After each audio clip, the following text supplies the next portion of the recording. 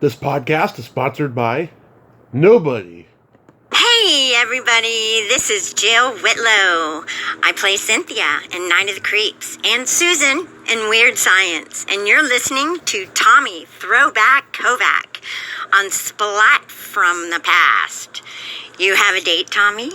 Hey dudes, welcome to Splat from the Past, the only 80s themed horror sci-fi show where things can get totally radical.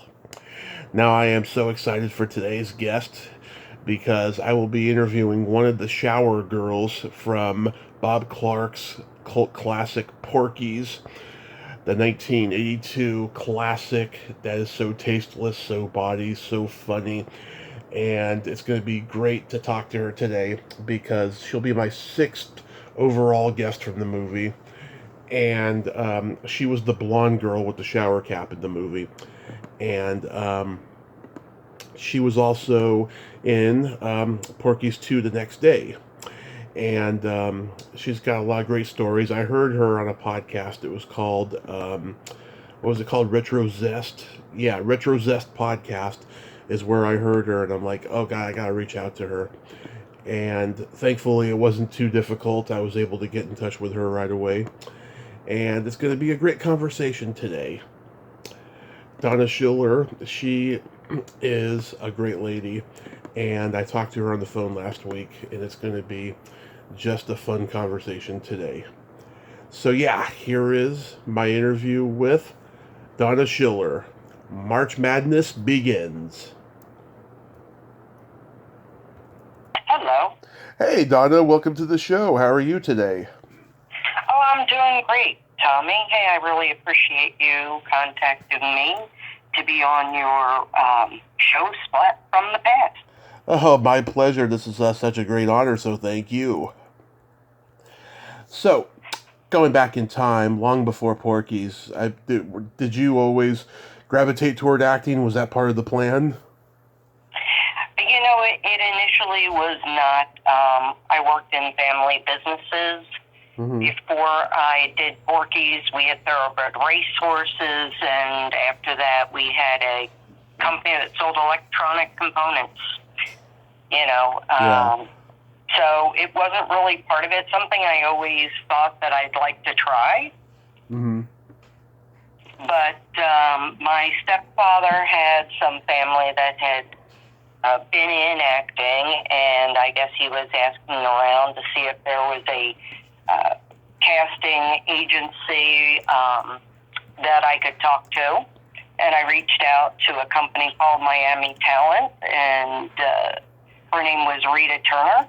And I actually just, signed with her. And within, I would guess, a couple weeks of signing up with her, she actually sent me on the casting call for Porky's. So you had never done at least a school play?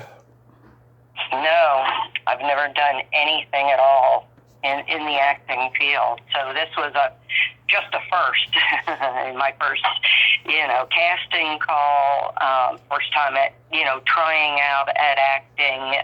The part was, basically for an extra in the movie. Right. You're born and raised in Philly? Yes, I was born and raised in Philly, but left when I was about 13 and moved down with my mother to South Florida, and I still live in Florida now. Nice. So you get cast in the movie. Now, had you seen Bob Clark's earlier movies like Black Christmas and Children Shouldn't Play with Dead Things? No, I really had not seen those, and to tell you the truth, I wasn't really familiar with Bob Clark. Like I said, I never did anything in acting, so didn't know a lot of the different directors back then. But the first time I actually met Bob Clark was on the casting call. Right. They were doing a casting call for basically the majorettes, the cheerleaders, and the tumblers. So it was, all girls for those type of scenes.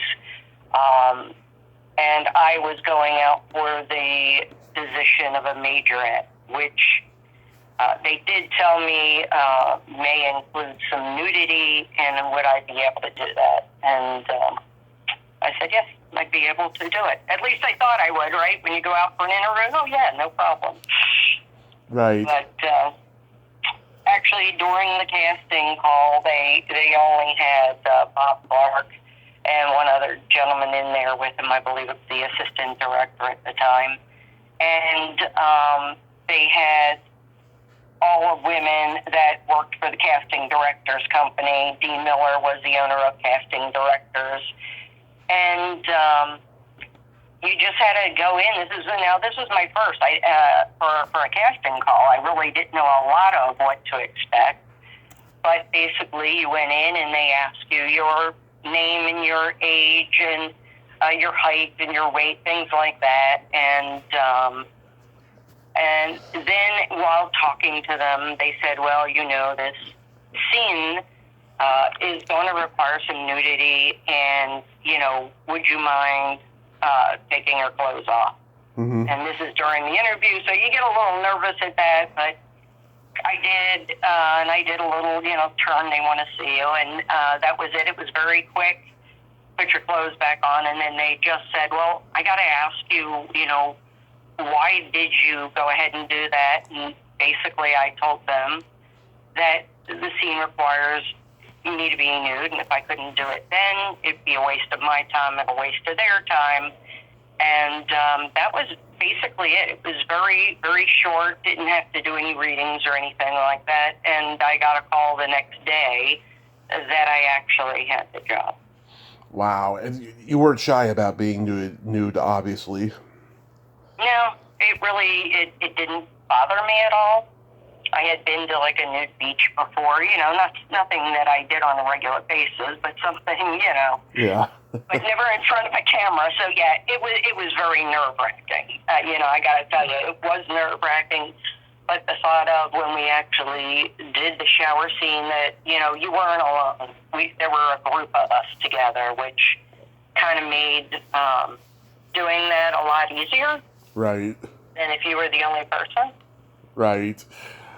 So before we get into the shower scene, you were in a lot of the other scenes, right? Like the giant condom scene?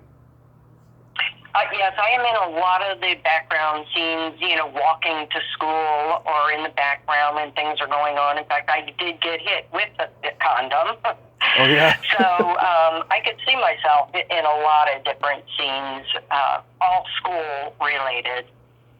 In the gym, working out, even in all these scenes that happen in the gym when the guys are playing basketball, we're in there working out and, doing some stretches and stuff, supposed to be warming up for our majorette routine. And also at the end, they have a big scene and all the majorettes are there. So, yeah, were you quite a few.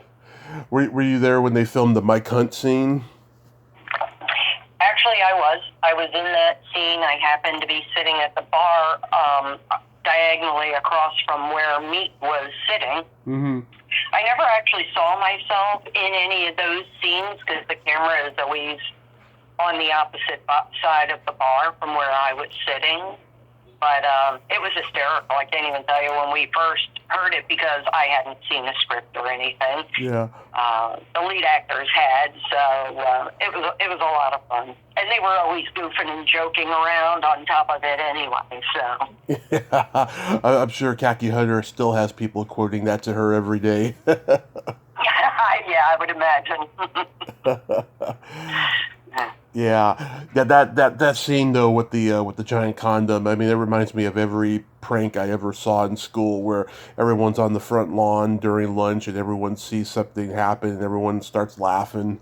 It was very universal. That the egg scene was all done at the schools. Yeah. So yeah, I wound up being in a lot of the scenes at the school, the night dances, which is pretty cool. I filmed for about 3 months. Mm-hmm. And, most days, Monday through Friday, it was normally basically sunset to sunrise for most of the scenes, and then we did some day scenes at the school, too. Right. Did you have to do those day scenes at the school on the weekends when no one's in school? I don't think so. I'm trying to remember exactly when we did those because it took more than a couple of days to film. Mm-hmm. So I think they might have been done in around spring break. Okay, yeah, because it was shot from February to April. I know that. Right. So I think that's what we got when we were doing the school during spring break. Mm-hmm. So when you do the shower scene, I noticed you're like the only one of the ladies whose hoo-ha is not shown. Was that Yes. was that was that a decision on your part, or was it cut out just by coincidence? You know, there were only so many shower stalls, so all the girls were under a shower. Mine happened to be the one out of camera range. In fact, it didn't even work. They couldn't even get the water to work, and that's why the camera never came over to my shower where I was. So before every scene, they would take spray bottles of water, and they would be spraying me down to make it look like I was also in the shower. But that was a fact. Mine just didn't work. So by the time I come in the scene, you can see me from behind for a few seconds before I wrap the towel around me. So I was kind of excited about that part of it when my mom actually went to see the movie with me. Because you don't know till you see the end, right? What's going to show and what's not. Right. Yeah. Was it your decision to put on the shower cap? No, I think that was actually theirs. They put two of us in a shower cap. Yeah.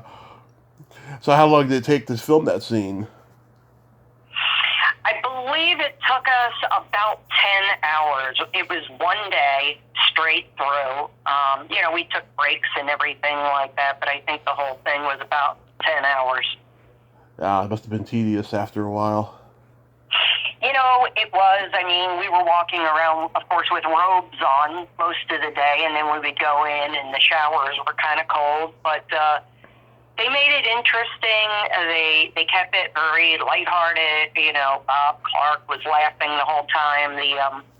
The boys that are supposed to be peeking through were not on the set that was considered a closed set, which means most of the people on set were women, with the exception of Bob Clark, the assistant director, I believe, lighting and sound. Other than that, the women were on set doing makeup and hair and touch-ups and things like that. Mm-hmm. And the guys, the guys were looking at something else, right? When they were looking in the holes. Yeah, I'm not sure exactly what they were doing, or if Bob was on the other side telling them what they were expected to see and how they were expected. Since I didn't get to be there while they were filming that, I'm not really sure. But on our end, Bob Clark was actually, squatting down in front of those holes. And he had a dildo with him, basically. And he would do the sounds, and he would do their lines, and it was just funny because he was goofing the whole time, and we were trying not to laugh. You know what I mean? While he was doing this. And the girls were singing and dancing, and what they were doing is actually practicing our routine that we were supposed to do as majorettes. And that's a little song you can kind of hear them doing when they're in the shower. And every now and then they'd fill their mouth with water, and then when the take was getting ready, Bob would notice they were doing that. They'd all wind up running up to the front as if they were doing the soap on the tongue, and they were spitting water all over him. Just anyway, it was very lighthearted to try to keep everybody, from not being nervous. Yeah. Basically. I talked to Nancy Parsons' daughter, and I don't know what happened in her house growing up. She's a little kooky, I'll tell you. But she told me that her mother really did grab the guy's dick and that it was her idea. Oh, wow. Yeah. And I hadn't heard that because, like I said, that when she was doing that, when she was in the scene with us, when we were all there, Right. the guys weren't there.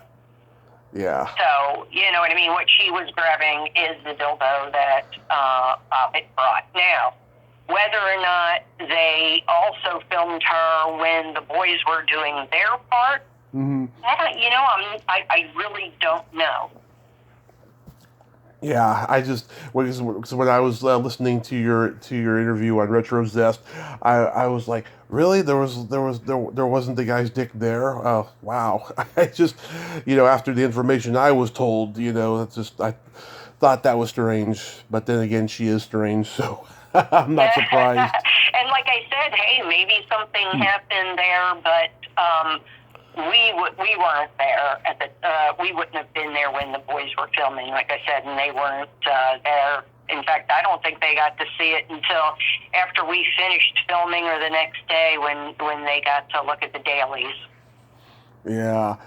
Well, and also too, when I listened to that interview, I loved how you expressed that you didn't feel exploited in any way. That's what I love about interviewing 80s movie actresses who are naked, because most of them feel the same way. Occasionally I run into someone who resents it, and I feel sorry for them because their career didn't end up the way that they ought to be, so they're bitter now. It's just, right. It's crazy, but I liked how, you embraced this. You know what? I did. I knew what I was going in for. It wasn't anything, any surprise. They told me right up front it was going to be a nude scene, and I actually talked to my parents, and I said, I am going to try out for this movie, and there's a possibility of a nude scene, and, will you give me your permission? I was 19 years old, turned 20 during filming, but I respect my parents, and I wanted their permission. Because, hey, we have family. If they're going to see me, this is going to happen. And, they told me, hey, we trust you, that it's not going to be anything really crazy or raunchy and all that. And they gave me their permission. And, I didn't have a problem with my body, so I really didn't have a problem doing the scene. Mm-hmm. Did you happen to be on set when they did the tallywhacker scene in the principal's office? No, I was not there when they filmed that part. I wish I was, because the first time I saw it, I just almost lost it. Well, I did. I was just laughing so hard. You got to understand, even though we were filming, we didn't get to see the movie, until it came out. They had a special viewing for us down in Fort Lauderdale. Mm-hmm. But, sorry, hold on one sec.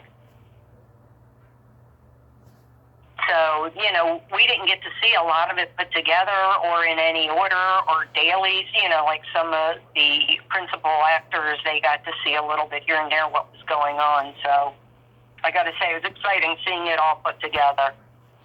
Yeah.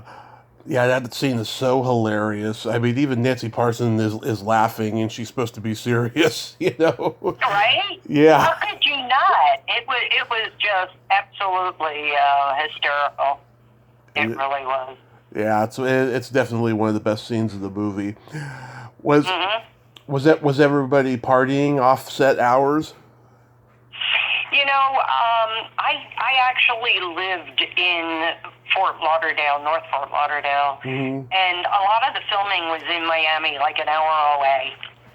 So other than I got to go, they invited all the girls who were going to be the cheerleaders, majorettes, tumblers, to meet all the guys in the movie, and Wendy, and some of the crew. And we all got to meet basically at one of the houses that they were renting, and they did have a party there just to let everybody kind of meet each other before we started filming. Now, I think they had some parties here and there from what I hear after. I think I've only gone to one other party that they had. But for me, I was working in my family business. Mm-hmm. So even though I was doing the movie, most of it was night shoots, and I would get up in the morning after sleeping a few hours, and I would actually go to work at my business selling electronics. So I didn't have a ton of spare time while I was, doing that to be down there.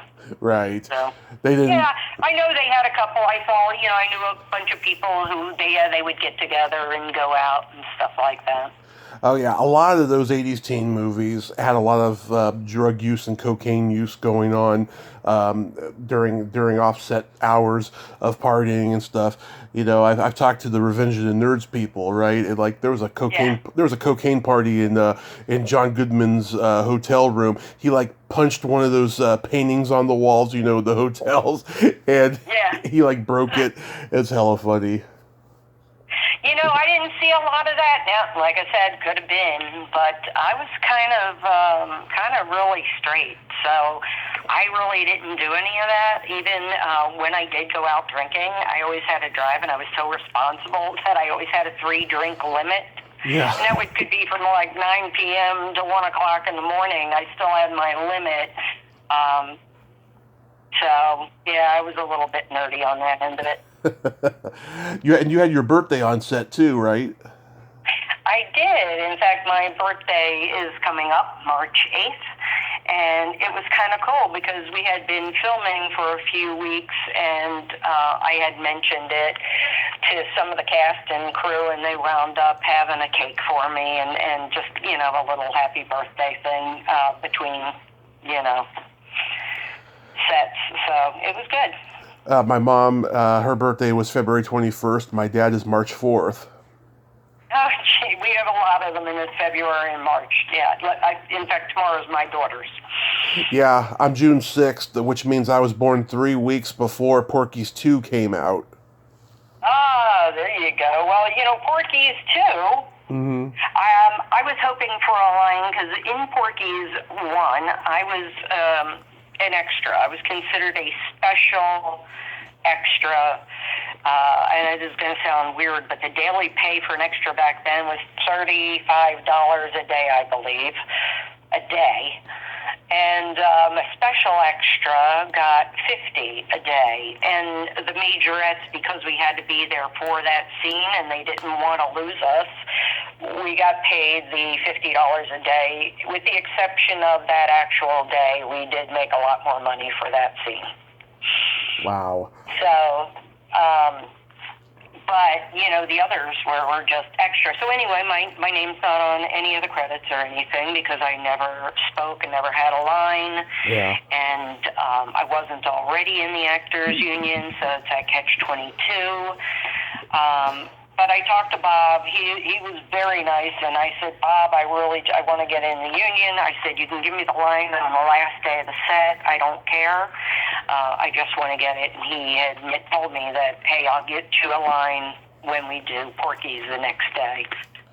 So during filming of Porky's the next day, most of the filming happened to be during the day. Now I'm still working for my family's business, which is during the day, and it was really cutting into, I was a big part of the business, so it was cutting into a lot of my time, and I wasn't really feeling that I was on camera a lot. It was a lot just sitting around waiting for a scene. I am walking with Wendy, with Khaki Hunter, in the opening scene. I'm seen there as her best friend, her buddy, in several different scenes.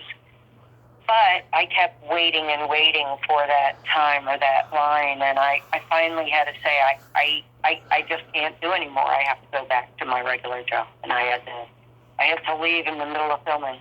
Oh, yeah. I always wondered why Porky wasn't in the second one because it takes place the next day. But then I heard, Curtis asked Tony, and he said that Bob and Chuck had a falling out. So yeah, I'm not sure about that, but. Yeah. But then I didn't do anything in the third movie. Well, the second movie, there was also the scene, it was where all the Seminoles had gathered. Yeah.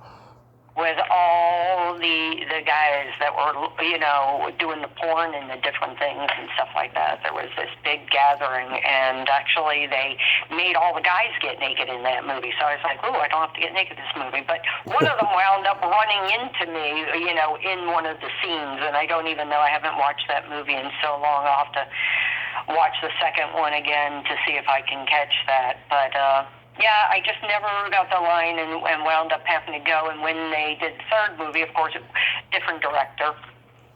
And I'm not exactly sure where the third was filmed, but at that point I was now married and pregnant with our first child. Oh. So.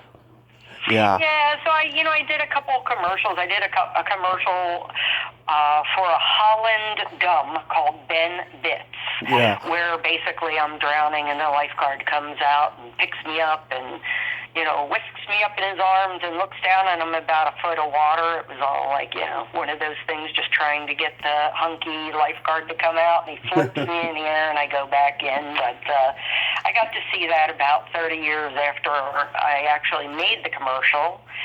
Kept trying and looking for it on YouTube, and I was actually able to pull it up and see it for the first time probably about 20 years ago or something like that. Oh, that's cool. Yeah, I mean, you can find anything on YouTube now. It's pretty cool. There's there's some cool stuff in the second one. It's not as good as the first, but like in the second one, there's some good stuff. Like like the zombie part with Rod Ball that we were talking about last week. Peace, Rob. Yeah. Rod and I were together back in, I want to say it could have been 2015.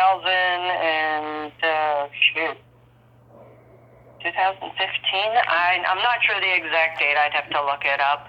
But they had a film festival down in Fort Lauderdale. A friend of mine noticed it and told me, hey, they're having this Fox 75th anniversary, and for the anniversary, they're showing Porky's, and they're trying to get people who were involved in the movie, to come and stuff like that. So the only two actors there were Rod and myself.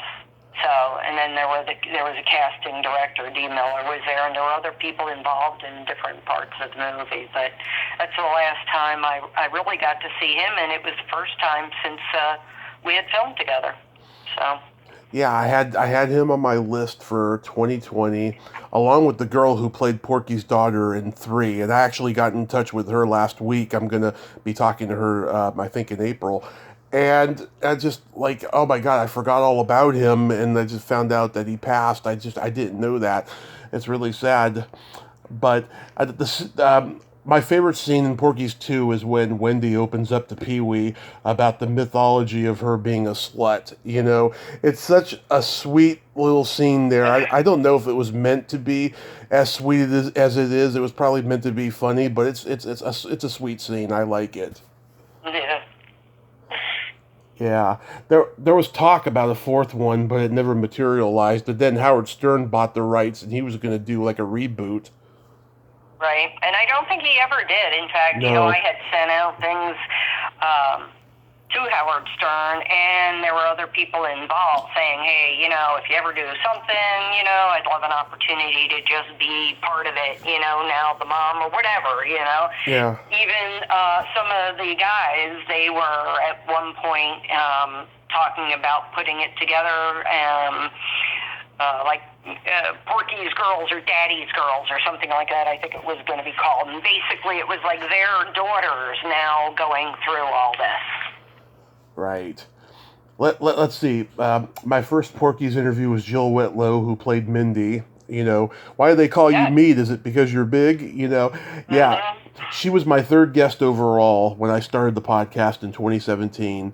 And she told me, she graduated high school on the movie, and that Bob Clark really mentored her and got her to, got her into SAG, and that, he inspired her to move to LA after she graduated, I talked to Art, and he told me he went to a screening in LA for the first Porky's, and there was like 800 people there, and the intensity was pandemonium. It was like all the stories I've heard about the Animal House screenings. People were Oh my gosh. people were in the aisles just rolling. You know, people loved it. Yeah. And like I said, I talked to Nancy's daughter. I talked to this one B movie actress who played a cheerleader in the first Porky's, Max Wassa. And then I talked to the two composers, Paul Zaza and Carl Zitar. And Carl, he composed that music that plays at the beginning on the radio, that kind of jovial 50s music. Yeah.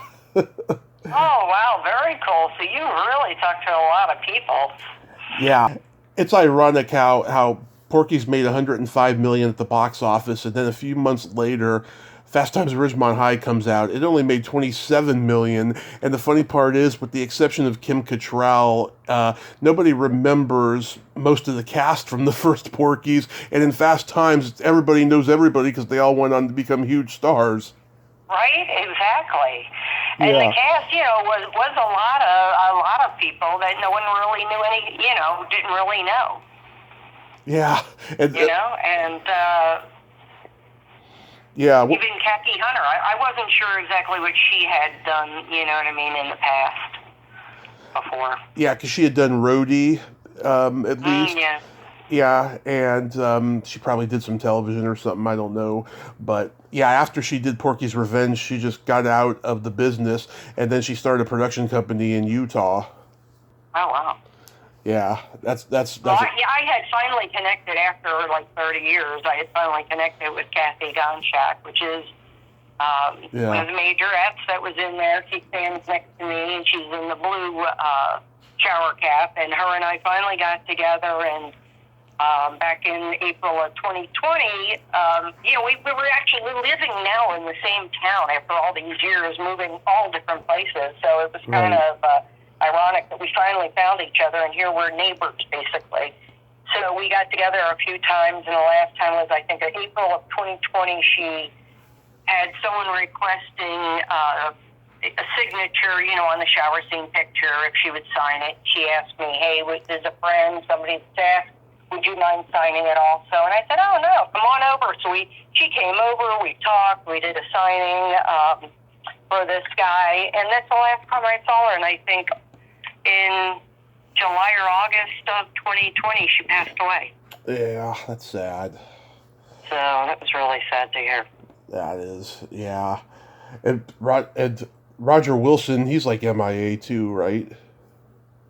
Yeah, I don't hear a lot from them. What I can tell you about Roger is he liked to play the guitar and sing. Yeah. And while we were in between scenes and stuff like that, sometimes, he'd take the boredom away and bring his guitar and sing, and everybody would join in and stuff. So he would keep things going. Yeah, because him and I can't remember who else. There was like two guys in there that did not return for the third one. Yeah, I'm not sure because I'm not that familiar with the third one myself. I watched it, but of course not as many times as I did the first. Yeah. So, and then I like collecting the things every time I see a strange piece, which there's not a lot out there besides the movies themselves, the DVDs. You had an Atari game. Oh yeah. For Porky's, right? My brother had the cartridge when I was a little kid. It had the Porky's neon light on the cover of it. Right, I have one of those. I think I have a laser disc. I actually had a fan, Tommy Young in England. He wanted me to sign a book for him, and he asked me if I would sign it, and I said no problem. So he sent that to me, and he says, hey, as a thank you, I'm going to send you the album from the soundtrack from the movie, which was really, really cool because I didn't have that. I had a lot of photos, a lot of press packages that they used to do with the movie with all the different photos on it that they could cut from. And a couple of my coolest things I have to tell you, Japan, they had programs for movies. Right. It is a really nice cover, like a glossy cover, and then it tells about the movie. Of course, I can't understand what it says, but it has a lot of photos in it while you're going through, and it explains the movie. And I wound up being in, 3 or 4 different photos just in those magazines from the first 2 movies, which was really cool. So I collected those. And then there was a gentleman in Australia, I believe it was, that made these little miniature pinball games that you would get in a box of cereal, probably about 2.5 inches tall. Yeah. You know, with a little button you would flick, and the ball would go up into the little cups. And Yeah. I have one, and he has it with the Porky scene. The girl's shower scene is on the top, and underneath is the picture of the guys looking through the hole. So I think that was really my coolest find for the movie as far as memorabilia. That is cool. Yeah. So let me tell you my Porky stories. When I was like born, we moved into the house I grew up in, which was rented, and we finally got HBO. And the movies that were being shown all the time were The Shining, Cannonball Run, and Porky's 1 and 2, and we had all those movies on tape because they were on so often. Yeah, and we had Porky's 1 and 2 on tape, and of course, you know, I wasn't allowed to watch them because they were so dirty. And then when I was 3, we taped Weird Science and Porky's Revenge on the same tape. And I watched Weird Science, and then I was caught watching the opening graduation scene of Porky's Revenge. My mom saw me, and she came unglued. She took the tape and she threw it on the roof of the house. Oh, no. That was the first of 2 tapes that she did that with, by the way. Yeah. So I started seeing the Porky's movies all chopped up on USA Up All Night when I was like 8 or 9. And, you know, my dad used to quote lines from the movie around the house, but I thought they were his jokes, you know, his lines. You know, he'd say, you know, Mike Hunt and, you know, Peanut Shell with a rubber band, you know, Woogie Boogie, you know, all that stuff. And when I was 15... So are you a fan of the movie? We are all, they were all, well, we're all fans of the movie, but like, yeah, they were, but I just wasn't allowed to watch them, you know? Yeah. So when I was 15, I finally saw the first one uncut, and I just fell in love with it even more so than watching it on USA Up All Night. And I grew up watching Webster, so I was shocked to see Alex Karras and Susan Clark be so naughty in a movie. Right? Yeah. So that's why Porky's has always had just this endearing, everlasting impact on me, you know. And I just love the movies dearly, especially the first one. And every time you know I see them mentioned, or every time they're on TV, which is like rare these days, you know, it takes me back to those days. It just for me it was just. My first experience doing a movie, and it was a really good one. So it was very, very positive for me, just meeting everybody and having, you know, that kind of feeling that you had this family of people you were with, that, you know, day after day doing this for 3 months. But the sad thing was, you know, there was no real internet back then, so it was a lot harder for us to keep in touch. Like I said, I was probably an hour away from a lot of these people, and some of them, you know, moved out of state and what have you. But over the years, it was nice to, you know, get on Facebook and get back in touch with some of them. That is so amazing. So after Porky's, though, you were an extra in a couple other things, right? Yeah, there was a movie called Ladies' Night Out with Christopher Atkins, where he's a stripper, and his teacher goes to the bar one night, and he winds up coming out stripping in front of her. And I'm trying to think of her name, and I can't.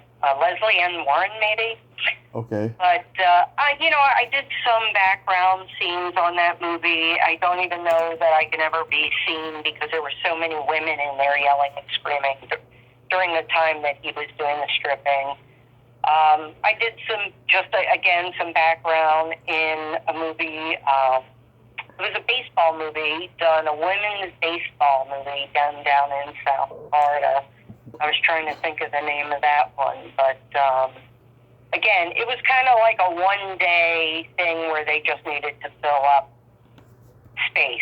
But I was after Porky, I was supposed to do Scarface. There was try out for basically an extra again, just a scene where he would be sitting in bed and there would basically be 4 blondes sitting on the bed with him. And I don't even know if that scene ever came up, but I wound up getting engaged that Saturday night before. I was supposed to go in on Monday or Tuesday. That Saturday night I got engaged. Mm-hmm. And I got engaged at a place called the Cape Hawk Tree Inn in Florida, a well-known place for people having weddings. It was a big restaurant and gardens. And they happened to be filming part of Scarface there that night. By coincidence, all coincidence. But anyway, my husband's like,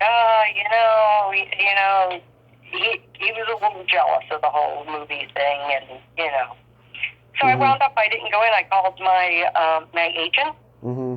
And my agent, Rita Turner, was the one who actually had introduced me to my husband. Right. And that's the end of it. And we'll be married 39 years this year. Oh, congratulations.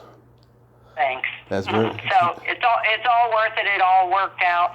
But I really enjoyed it. And the strange thing is, I tend to be a little shy around people sometimes and groups, and I have stage fright. But with the camera, I didn't have that problem. But even getting up on a stage, to talk about the movie and all that before, I had a little stage fright from that. I used to do, beauty pageants way back. But I think it kind of helped out a little bit. I don't doubt that. I thought you were the prettiest one of all the girls in the shower. Oh, thank you so much. Oh, absolutely. Wow, so you did get kind of the acting bug for a little while after that, though? Yeah, no, I definitely had it. If I didn't have that full-time job and I had, with my parents' company, so it was like I was a major part of the business, not something I could just leave.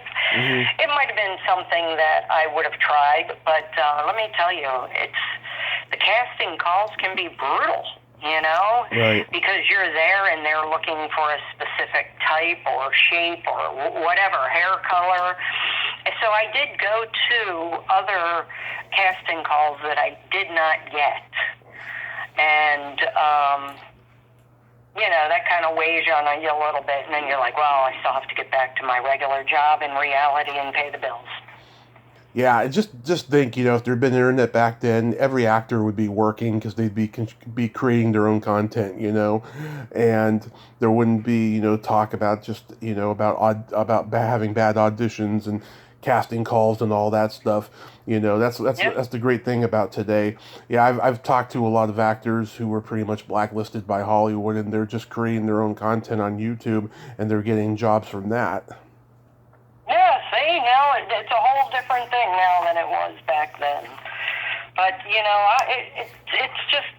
it's so great to hear from people like you that, saw the movie, remember the movie, keep Porky's, up in front and just let everybody know how good of a movie. It was fun, that's all. It was fun. A lot of people put it down, it was raunchy and all this. Hey, we were just having fun. Absolutely. And I think it was about 10 years ago or something, there's this autograph signing show in LA a couple times a year called the Hollywood Show. And about 10 years ago, the whole cast was there, and it's on YouTube. Like people going and meeting the cast of Porky's, like Tony and Khaki were there, and a couple other people. And oh, wow. Yeah, it's a huge convention signing where you can go on one side of the room, there'd be the cast of Porky's there, there'd be the cast of Lost in Space on the other, there'd be the Brady Bunch on the other side. It's just a huge, pop culture autograph signing show out there in LA. Wow. I haven't been yet, but I want to go. I was actually supposed to go in May of 2020 until the pandemic hit. I was going to meet most of the cast of Grease, and I had this huge poster to get signed, and it didn't happen, and I was so devastated. Yeah, well, hey, maybe you'll luck out, and the next time they have it, they'll be there, and you'll get to see that. That would be awesome, wouldn't it? Oh, yeah, and to get Porky's people, too. Yeah, I don't hear a lot, or, other than that one special filming that they did down south. I don't, hear a lot. A lot of times, they call in the guys. They call in the principal. You know what I mean? Mm-hmm. So, I don't get invited to something like that, but it would be pretty cool. Oh yeah, you should get invited to at least a screening or something, for the movie, and then do the Q&A. Yeah, exactly. That So, would be awesome. So what are you doing these days? Well, I was still selling up to the end of December. I was still in the electronics industry, selling memory and solid state drives and LCD displays, not the glass for manufacturing, a lot to government agencies and Lockheed and military manufacturers and things like that. So I've done that my entire life. And I basically, due to medical conditions and back and neck problems, I had to retire at the end of 2021. Mm-hmm. So right now I am enjoying my grandchildren. Oh, that's great. Yeah, a lot of people, they don't like retiring because they just feel like they're bored, But I guess if you have grandchildren, it makes it much easier. Oh yeah, who knows? Maybe they'll film something here and I'll get out and do a little work. Yeah, I heard Florida has a lot of great casting opportunities over there. Well, especially of course Orlando does a lot, and down in South Florida. So, but I don't travel that much these days, you know what I mean? Unless I'm visiting my parents or something like that down in South Florida. But, if they did something up this way, that would be really cool. Right. So there's this secret silly game that I like to play with my guests, and this is a series of silly slumber party questions, no win or lose, just pure fun. And how the game works is, I ask you the question, you answer it, and then you ask me the exact same question, and I answer it. Okay. And you can comment on answers. Donna, are you ticklish? Yes. Tommy, are you ticklish? Oh, I'm so ticklish, I've been known to hit people in the groin. Without warning. Is your belly button an innie or an outie? My belly button is an itty. An itty. An innie. Tommy, is your belly button an innie or an outie? It's an innie. What color are your toenails painted? Well, I have to tell you this, Tommy. I just had them done on Sunday because it was my granddaughter's 10th birthday. Mm-hmm. So my daughter and I and our two of the grandchildren, we went and had a mini pedi, and my toes are a bright iridescent pink. Love it. And Tommy, what color are your toes? Right now they're not painted, but last time they were lavender with sparkles. I take it your daughter paints your toes? No, I don't have any children. I've been painting my toenails since I was 13. Oh, very good. Yes. I've always been like, one of the girls, because I hung out with girls like my whole life, and yeah. I spent a lot of time with my mother and my grandmother growing up, and I had female cousins and stuff, so it's... Oh, well, they're always doing hair and toes for each other, so I'm sure you got a lot of that. Absolutely. What would you say is your best personality trait? I'd like to say that my personality trait, I really, really, really enjoy helping people. Whether it was while I was on my job helping fellow employees with their work, right, or even at the grocery store, if I see somebody in the scooter, I'll always stop and say, hey, can I get that off the shelf for you? Can I help you? And sometimes they'll accept my help, and I'll get it. And I'll let them know, hey, I'm going to be here. If there's anything you need and you see me yelling, I'll help you out. Oh. So I would think it's the fact that I enjoy helping other people. I just get a real charge from it, I guess. Maybe hopefully karma will come back on me, but I'd have to say that's what it is.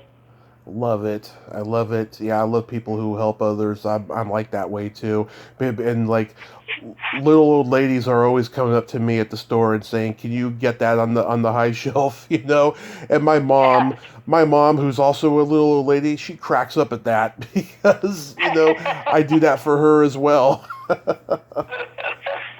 Very good. I'm 6'3", Oh wow, yeah. Well, I'm only 5'3".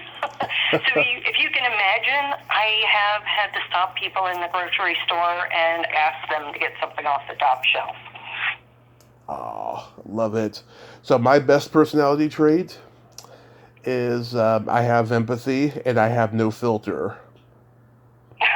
Very good. Sometimes, I guess, with the no filter. Yeah, well, it comes with the territory of being a Gemini. Oh, very good. Yeah. And then my favorite question, is there a stinky smell that just makes you gag? Probably, oh gosh, stinky smell that makes me gag would probably be sometimes cat puke. I have 6 cats. So, we get fur balls a lot. I only have 3 of them in the house. I'm not a crazy cat lady. Oh, yes, I am. I take that back. I am a crazy cat lady. We have a German Shepherd, and I currently have 6 cats down from 8. But I would definitely say the cat puke. Tommy, what makes you cringe at the smell? It's either farts or feet. Oh, no, or both, depending. Yeah, I only have 1 cat, by the way, and she's got such a great personality, and she's smart. She knows that she has to throw up, she goes outside and does it. Oh, wow. No, mine will just do it right on my desk, on my keyboard, or on any type of towel or blanket, stuff like that. Not on the bare floor, because there's plenty of tile, which would make it really easy to clean up, but no, they choose something furry. Yeah, she's kind of a feral cat, and she likes to go outside a lot. Oh, very good. And I have a couple jokes for you. You know the difference between a golf ball and a G-spot? No. A man rather spend 20 minutes looking for a golf ball.